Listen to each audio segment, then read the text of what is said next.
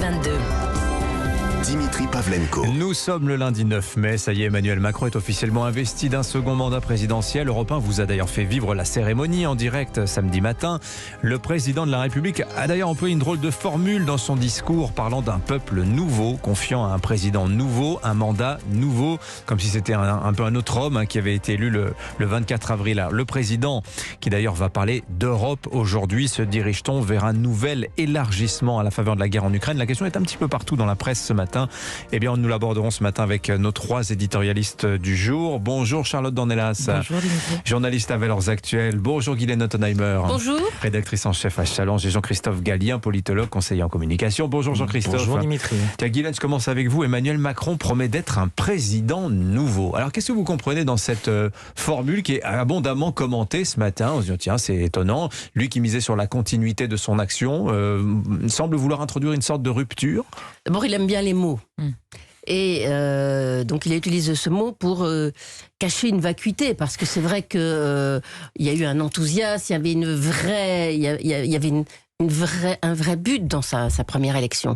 Et là, c'est apparu banal, c'était comme une formalité, il a continué, on n'a pas vu de changement, de cassure, de nouveauté. Alors c'est certain, on l'a vu évoluer au fil de son quinquennat, rien qu'avec les gilets jaunes, puis la guerre en Ukraine, ça remet les choses en perspective, le quoi qu'il en coûte a vraiment changé les paradigmes de sa gestion, mais il n'a pas réussi à trouver un nouveau souffle. Alors bon, dans son discours, il dit que il veut une France plus respectueuse de la planète, il veut le plein emploi, il veut améliorer l'école, il veut la paix, enfin tout le monde veut ça.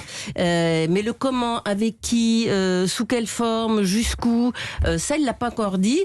Et c'est la grande interrogation. Et bon, la nomination du Premier ministre aidera peut-être à voir quelle est la direction choisie. J'allais vous dire, vous attendiez peut-être un discours de politique générale qui est un discours de Premier ministre, Charlotte Dornelas. Là, en l'occurrence, on attend du président une vision peut-être, et pas forcément de se noyer dans les détails. Le problème, c'est que Emmanuel Macron est tout et le contraire de tout en permanence. Il a été Premier ministre au moment des Gilets jaunes et c'est lui qui a fait tous les grands débats en étant plus technicien que les techniciens eux-mêmes sur le moindre détail de la dernière ligne de la fiche de paye.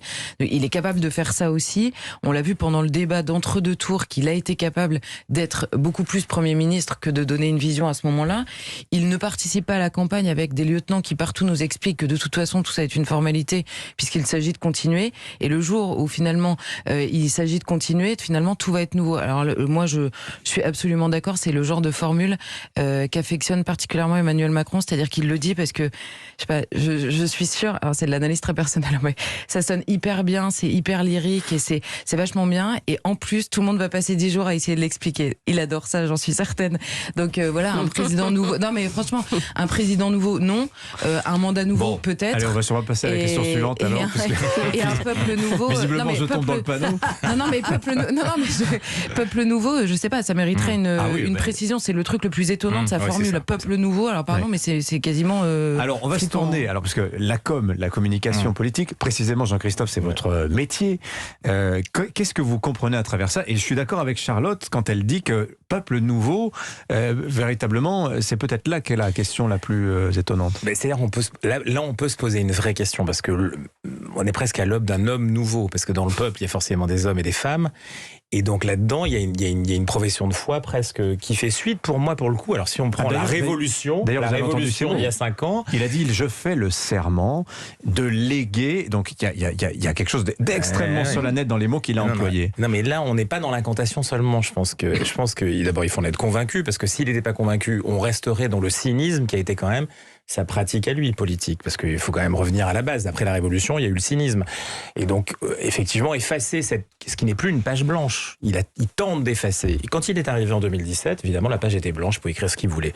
Aujourd'hui, il y a une pratique, il y a un bilan, vous l'avez très bien décrit.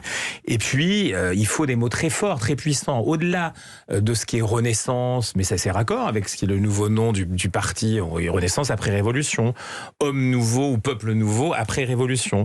Alors, on ne sait pas trop si on se projette vers l'Asie, vous voyez, de temps anciens, finalement on imaginait quelque chose, voire quelque chose des discours qu'on retrouve en Amérique latine, vous voyez, où il y a des comme ça des effusions politiques. Ça l'amène pas tellement vers la droite ou c'est plutôt vers quelque chose qui se raccrocherait vers Jean-Luc Mélenchon, vous voyez. Il y a un univers post-trotskiste où on est dans quelque chose où on cherche à inventer une nouvelle société. Mais il n'est pas dans une nouvelle société. On aurait pu l'attendre sur ce terrain-là. Quelque chose où il amenait une description qui se raccroche davantage aux fondamentaux de ce qu'on estimait être une forme de théorie du macronisme. Là, on a basculé dans autre chose.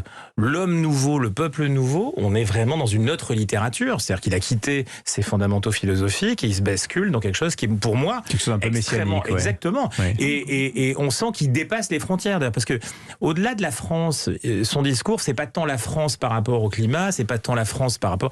Il est déjà presque au-delà de l'Europe.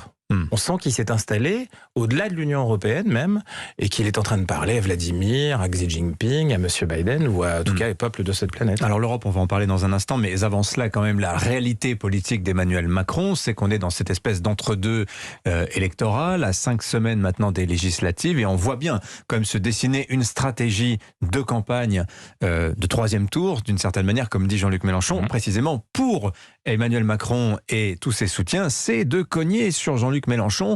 Bref, ce qu'on a fait à Valérie Pécresse au premier tour, qu'on a fait à Marine Le Pen au second tour, c'est le sort qu'on réserve à Jean-Luc Mélenchon pour cette campagne avant les législatives, Guylaine Ottenheimer. Oui, parce qu'il n'a pas du tout envie d'être embêté sur sa gauche. Oui.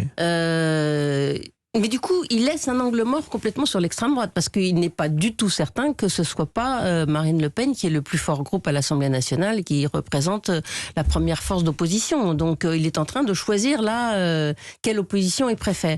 Il a tué la droite, il a tué la gauche, il ne veut pas du tout qu'il y ait une résurgence à la gauche de comment s'appelle son nouveau parti déjà, parce qu'il a changé Renaissance, parce qu'il a changé tellement de fois de nom, LREM, En Marche, Renaissance, Renew. Bon, c'est pas bon signe ça quand on change tout le temps de nom.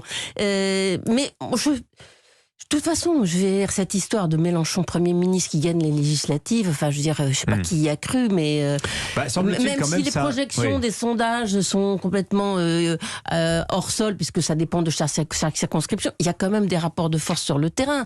Et il n'est pas en position de force. Il n'a pas beaucoup de sortants lui-même. Il est en train de mettre la zizanie partout. Il va y avoir énormément de candidatures sauvages contre des parachutés de France Insoumise. Donc non, il n'y a aucune chance. Mais il veut tuer dans l'œuf l'organisation d'une force concrète, organisée à sa gauche. Alors je voudrais vous faire écouter quelque chose, puisqu'il se trouve que du côté d'Emmanuel Macron, pas directement, mais de ses soutiens, on cogne très fort sur le leader de la France Insoumise, Marine Le Pen, qui était de sortie hier sur le terrain, son premier déplacement avant les législatives, s'en est pris également à Jean-Luc Mélenchon. Je vous propose de l'écouter. La fable de Jean-Luc Mélenchon opposant Emmanuel Macron a peut-être arrêté maintenant. Hein, ça a duré 15 jours, ça a fait rire tout le monde. La réalité, c'est que Jean-Luc Mélenchon a fait élire Emmanuel Macron. Voilà, donc ça le discrédite absolument pour pouvoir se mettre dans la posture de l'opposant à Emmanuel Macron. Voilà, Marine Le Pen hier donc à Hénin-Beaumont. Qui n'en veut pas à Jean-Luc Mélenchon aujourd'hui, Charlotte Dornelas? Bah non, mais là pour le coup, en plus, ils travaillent sur le même terrain, Jean-Luc Mélenchon et Marine Le Pen. Il y a une partie des électeurs qu'ils ont potentiellement en commun. Mais moi, ce que je note, c'est qu'à chaque fois, en fait, les attaques ne sont jamais sur les projets politiques. C'est quand même un truc de fou. Moi, tout le second tour se fait sur la diabolisation un peu historique et habituelle de ce que représente Marine Le Pen. Là, on bascule et finalement, il suffit de dire pendant 3 semaines que Jean-Luc Mélenchon est le roi des islamo-gauchistes pour que ça suffise à faire une campagne.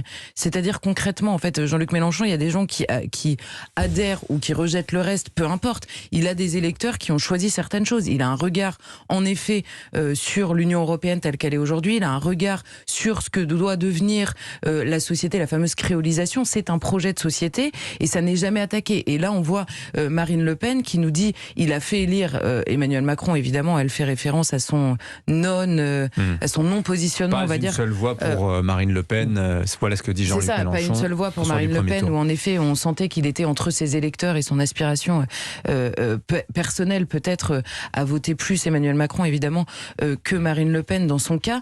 Mais tout ça n'aide pas au choix éclairé des électeurs au moment de choisir un projet.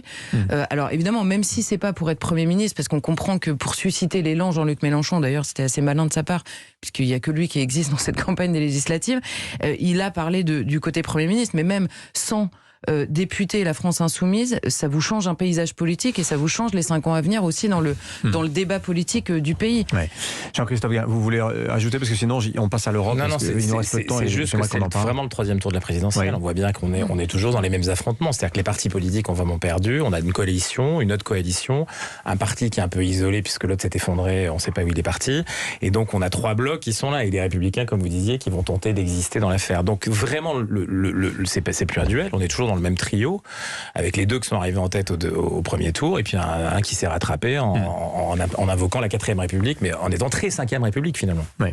Alors, je voudrais qu'on parle de l'Europe aussi, puisqu'Emmanuel Macron, aujourd'hui, à l'occasion du 9 mai, journée de l'Europe, va la célébrer, cette Europe, à Strasbourg. Il sera ensuite à Berlin, voir Olaf Scholz, le chancelier allemand, premier déplacement à l'étranger d'Emmanuel Macron pour son second mandat. Et on lit ça et là dans la presse ce matin cette question qui semble une évidence. En tout cas, c'est présenté comme tel. Ah bah tiens, peut-être un nouvel élargissement de l'Union européenne à venir. On entendait dire qu'à 27, c'était déjà extrêmement compliqué. Vous lisez les colonnes de l'opinion ce matin qui nous dit, serons-nous bientôt 37 à table avec l'Ukraine, la Moldavie, la Géorgie, plusieurs États des Balkans, à commencer par la Serbie, etc. Guylaine Ottenheimer. C'est Clément Beaune, le secrétaire d'État aux affaires européennes, qui a déclaré ça à l'opinion. Je ne comprends pas. Parce que d'abord, le sort de l'Ukraine n'est pas encore défini. Et ça fait partie des éléments de négociation. Le fait qu'il ne rentre pas dans l'Union ou dans l'OTAN, enfin, on est en plein milieu d'une guerre. Faut pas oublier. Ensuite, l'élargissement, il faudrait déjà que tout le monde s'entende. Or, on voit bien que ça part un peu dans tous les sens, parce que la Slovénie, elle toute seule, bloque l'embargo sur le pétrole. La Slovénie et la Hongrie veulent pas le nouveau train de sanctions. L'Allemagne veut pas supprimer son gaz russe. La Grèce et Chypre veulent continuer à laisser les bateaux russes entrer dans leur port. Bon, Olaf Scholz est complètement tétanisé. Voilà, on sent qu'il y a une opportunité là, que l'Europe existe. Mais la priorité des priorités, c'est déjà arriver à une organisation un peu plus pérenne et plus efficace avant d'élargir. Je ne comprends pas cette déclaration qu'a faite Clément Beaune à l'opinion. Jean-Christophe Galien. Il le fait parce que c'est extrêmement concret. Moi, pour avoir été, pour le coup, pas très loin des intérêts roumains et moldaves dans l'affaire, puisqu'on est quand même dans une approche progressive.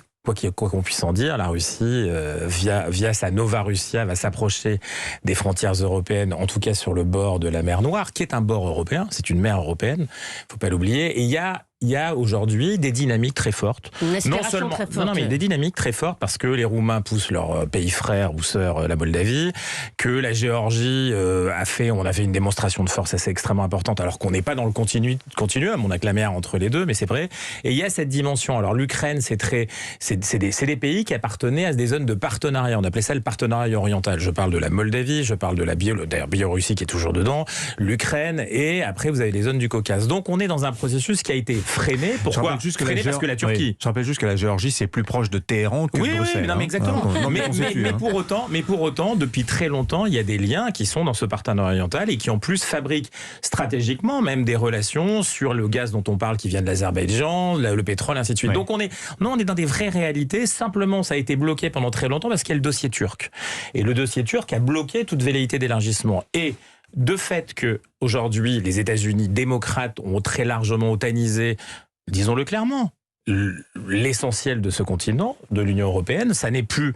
Certains d'entre nous, d'ailleurs, se posent la question de savoir si on va toujours travailler à Bruxelles ou si demain on va tous prendre des bureaux à Washington, parce que c'est plus simple de gérer les affaires européennes à Washington qu'à Bruxelles. Donc, réellement, l'enjeu et cette Pax Americana qui voudrait s'étendre là-dessus, elle est très importante dans cette dynamique d'extension de l'Union européenne. Je ne crois pas que c'est une vraie volonté de l'Union européenne en tant que telle, mais c'est une volonté européenne, otanisée dans un contexte de guerre aujourd'hui face à la Russie. Je pense que s'il y a un petit peu un double jeu, c'est une petite phrase à direction des Ukrainiens pour aussi pas seulement Guylaine, je vous assure pas seulement, mais qui le demandent tellement fort qu'il faut officiellement il faut leur dire non, on ne fait rien, on attend les accords de paix, et puis par dessous quand même on leur dit, on leur donne l'espoir. C'est un vrai travail. À Tbilissi, c'est un vrai travail, et en Moldavie, c'est un vrai travail face à la Transnistrie qui arrive de l'autre côté. Tbilissi, capitale de la Géorgie.